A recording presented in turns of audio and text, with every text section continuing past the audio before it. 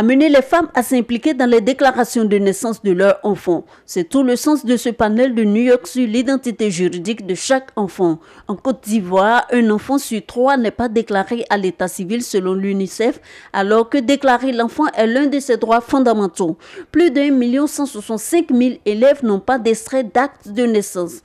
Parmi eux, 34 578 sont au CM2 en classe d'examen.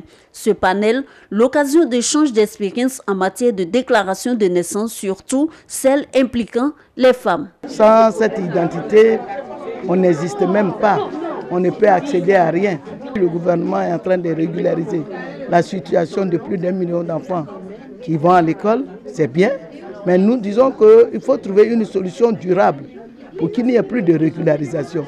C'est un problème qui touche bien plus de régions que simplement l'Afrique. Donc c'est aussi une opportunité pour croiser les expériences d'une manière interrégionale, parce que c'est aussi important de pouvoir partager ces expériences et ces expertises au-delà même du cadre régional ou sous-régional. 4 panélistes pour se pencher sur la non-application des dispositions de déclaration de l'enfant par les agents d'état civil, son impact sur l'autonomisation de la femme rurale, sur la politique de scolarisation obligatoire.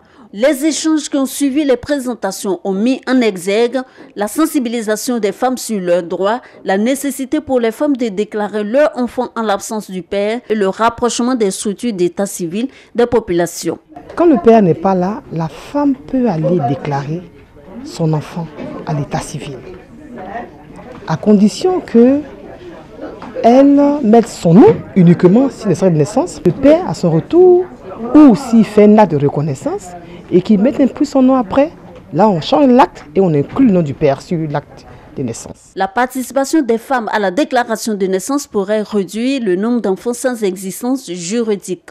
Elles sont donc invitées à se rendre dans le lieu de déclaration de naissance pour déclarer leur enfant en vue de son épanouissement.